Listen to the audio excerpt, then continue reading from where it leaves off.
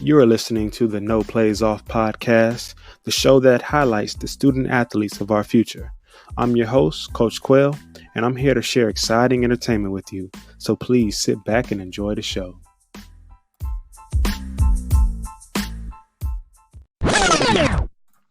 Yo, what is going on? It is your main man, Coach Quayle, and we are back with another episode of the No Plays Off podcast. And on this episode, we will be talking about what to look for when joining an AAU team. So I want to go ahead and set the record straight, right? On this episode, I will be talking to those individuals or families only looking forward to taking their talents and skills to the next level of basketball. I am talking about taking their skills to play college basketball.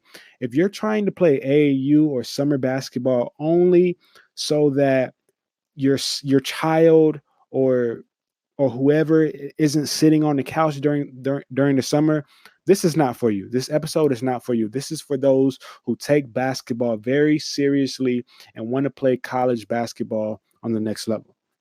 So we're going to go ahead and get right into it. The first thing that you should be looking for when joining a program, a team, or organization is the caliber of that program, right? When we're talking about the caliber of the program, if their vision doesn't align with your vision in going to play college basketball, then that is the first red flag, right? And let's talk about how their vision lines up. How can you tell, right? So depending on the caliber of tournaments they play in, so the competition they play against, if that program plays in a tournament and it only has 4 or 5 or 6 teams in that division, and they're competing with those teams kind of evenly, then let's be honest, that team isn't that good. And that doesn't necessarily say the program is bad, but if their vision isn't to get players to the next level, then that's that, and that doesn't align with your vision. That's not the program for you. So on the flip side, if you have a program that plays in a tournament and there's 4 or 5 or 6 teams in the division, and that program is beating those teams by 20, 30, 40, 50 points, then that's another bad thing, because if you're not playing against good competition, then you're not only failing the players, but you're also failing your own program. Because let's look at it like this, from this standpoint. As an individual, if you're hanging out with 7 millionaires, then you're most likely to become the 8th. If you're hanging out with 7 thieves, you're most likely to become the 8th thief. So when you're playing against great competition and you're a competitive team, you're most likely to become that next great program that every kid or whoever wants to play for, right? So if that program is playing in tournaments that don't have good competition, that's a red flag, because if you want your child, or if you're a player listening to this, if you want to play at the next level, you need to play against great competition. Because let's say you're a new program, right? And you're a highly skilled program, but you're new. A lot of people haven't heard of you. If you're playing against a program that's already established and they're highly skilled, during the open season when college coaches are allowed to recruit and talk to players and coaches, you're going to have teams that show up, and they're going to be coaches in the stands and on the sideline watching that specific team, because they have players that they're interested in. And you may also have media outlets on the sideline, such as Ball is Life or Elite Mixtapes or whoever. And if you're a highly competitive team, if you're a highly skilled team, but you're new, you're able to share that spotlight with them. And now the light that was shining on that program or on that team or those players are now also being exposed to you as well. So now it's like, okay, Now it's time for us to shine, even though it was initially for our competition. So if that program is playing in uh, tournaments that don't provide that exposure, then that doesn't align with your vision, and you need to look at another program. That leads me on to my next bullet point, which talks about the tournaments that they play in, right? And the tournaments that a program play in equals exposure, right? Tournaments equal exposure. So let's go down the list of the type of tournaments that we have, right?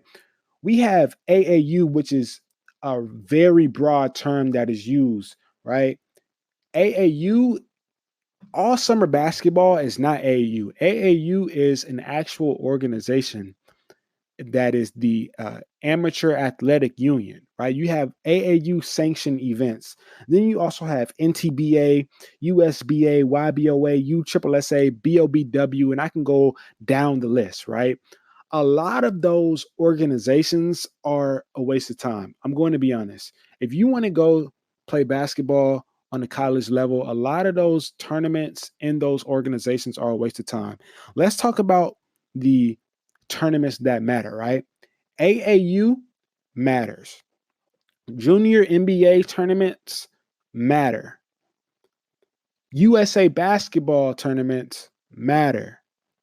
The summer circuit, which deals with the big shoe brands, Nike, EYBL, the Adidas Gauntlet, the UAA, which is the Under Armour Association, their summer circuit, those three big shoe brands, their summer circuits matter. NTBA is a new organization that is actually making a lot of noise, and they're up and coming. So depending on the specific tournament with NTBA, it can do something for you, as well as USBA. USBA has been around longer than NTBA, but not as long as AAU. AAU is the grandfather of all summer basketball, but USBA and NTBA, depending on the specific tournament in that organization, they can do something for you. But AAU as well, depending on the tournament, but most of the tournaments do mean something, but depending on tournaments, AAU as well. But AAU is the grandfather. So you have AAU, Junior NBA, which hosts the World Championships that are televised on ESPN. The Adidas, Under Armour, and Nike EYBL are also televised. Their games are televised, as well as the NTBA, USBA. Those tournaments, depending on the specific tournament, may mean something. But everything else outside of what I just said is a waste of time if your agenda is to play college basketball. If you just want to play some summer basketball and want to kill some time while you're out of school, then ignore what I'm telling you. But outside of that, we're talking about competitive summer basketball.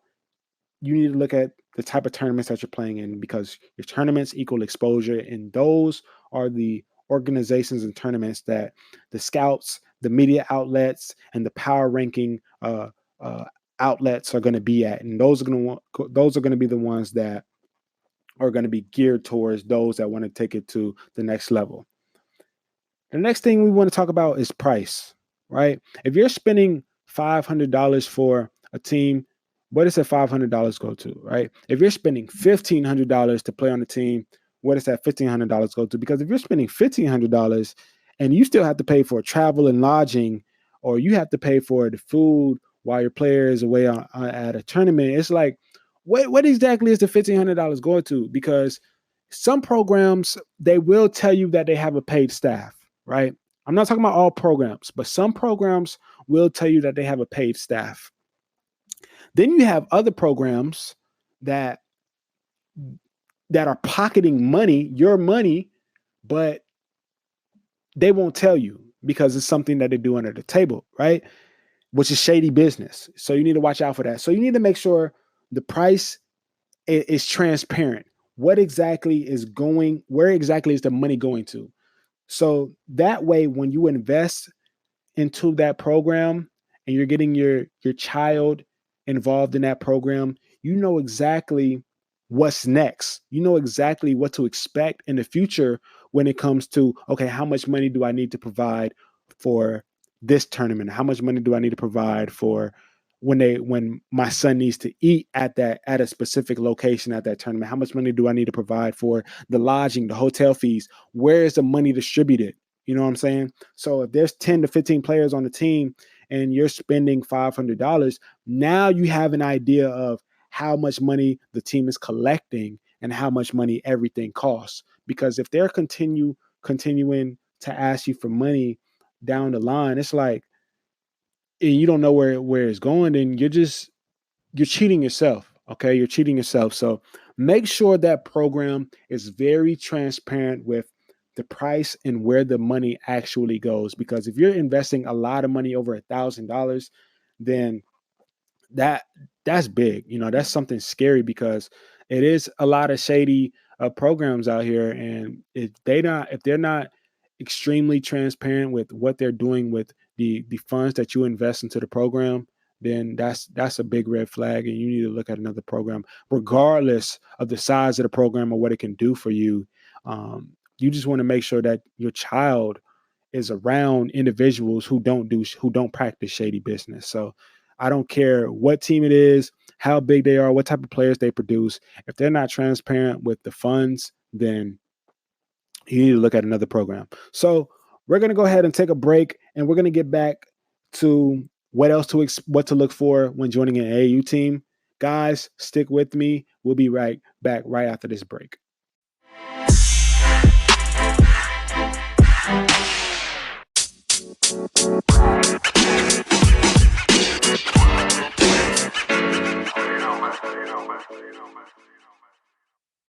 Hey, yo, what's up? You like what you hear so far? Make sure you never miss a show by clicking the subscribe button now. This podcast is made possible by listeners like you. Thank you for your support.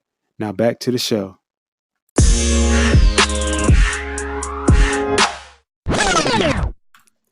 Back from the break.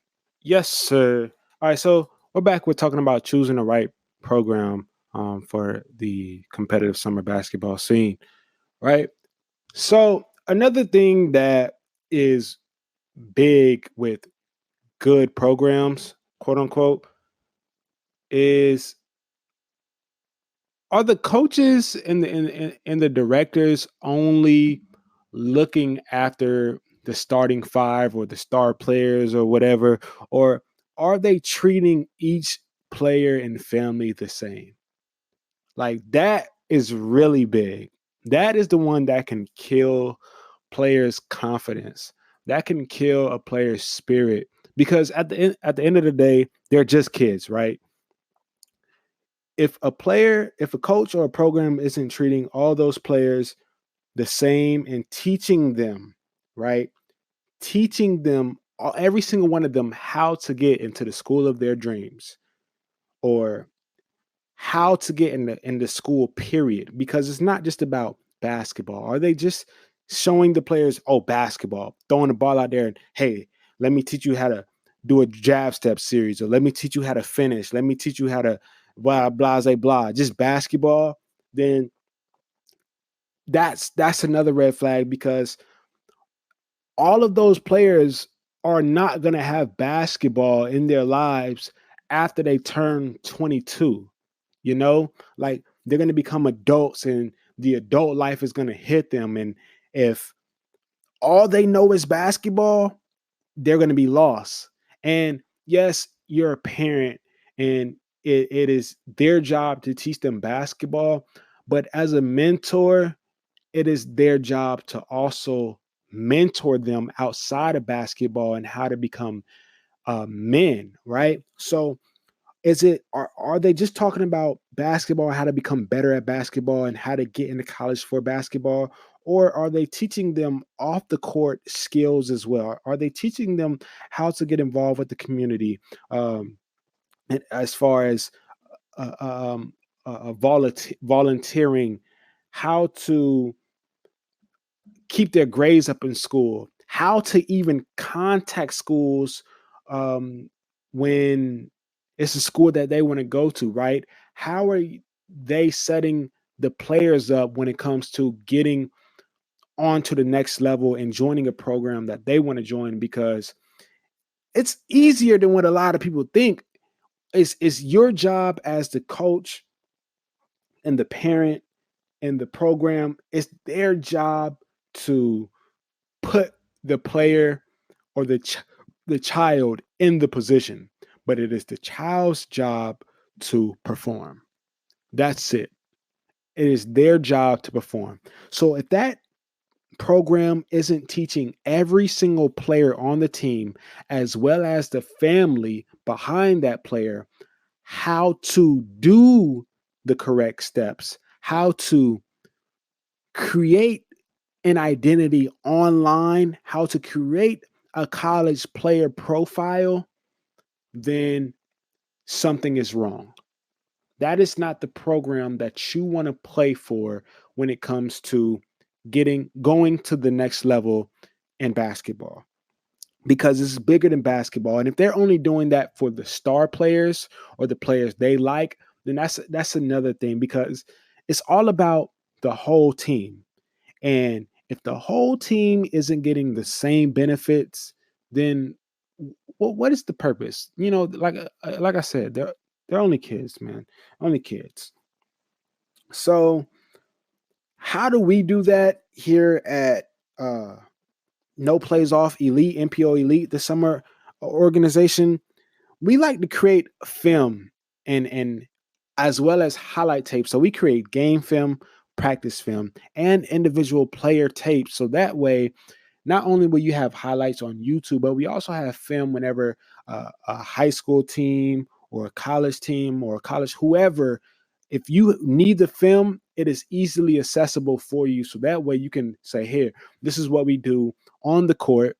This is what we do in practice. This is what I do as an individual. And we also have film in regards to how the team operates on a daily basis when it comes to what we do outside of basketball. Who are we at the core at No Plays Off Elite? Okay. And then last but not least, does that program have an online presence? It is 2020, and I cannot explain enough how important it is to have an online presence in today's age. If that program does not have an active social media, right? It can be just one platform. It can just be Twitter. It can be just Instagram. It can be just Facebook. But if they don't have an active social media platform, or or if they don't have a presence on their website, if they don't have an updated website that conforms to not only a cell phone but as well as a desktop, if they don't have those things checked off, then something's wrong. Because if they can't help themselves as an organization in that instance, how can they help you? How can they help your child? Because it is 2020. And in order to become exposed to the masses, you need to be on social media. You need to be online, right? And it shouldn't be your job to do it. It should be the program's job to do it. So here at NPO Elite, we make sure that you have our roster is updated on our website. Our schedules are updated. Everybody that looks at our program knows exactly what our program entails, who is involved in our program when it comes to our players, what that player likes particularly, um, and then as well as the social media, what tournaments we're playing in, how did we fare out in those tournaments, how did the players individually, how did they fare out? Our stats will be readily available, so that way it's the hard work is done for you. You don't All you have to worry about as a parent is to just show up, provide the support. And all the player has to worry about is perform on the court, perform in the classroom, and become a great human being. That is it. The program takes care of everything else. So, again, we talked about the caliber of the team and their competition. We talked about the tournament and how tournaments equal exposure. We talked about the price and the transparency behind the price, where the player membership money goes. We talked about the correct steps to take in order to be recognized by colleges. We talked about creating films and highlight tapes and team tapes. And we talked about the importance of an online presence as well as social media.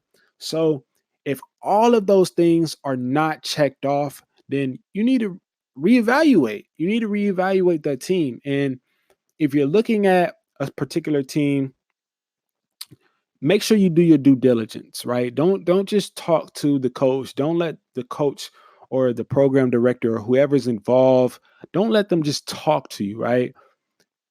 Go back, and if you listen completely, you have the questions that you need to ask now. If they can't answer those questions, then that's a red flag. And if you're not talking to anyone but you're interested in joining a program, look up that program for yourself and online. If you can't find them online, how do you, it's how do you expect them to do that for your child, right? So make sure they're getting involved with a program, or make sure you're getting involved with the program that can help your family secure your future. So that is all we have for today. I'll see you next time on the next episode of No Place Off Podcast. This is Coach Quayle, and I am signing out. Everyone, stay blessed.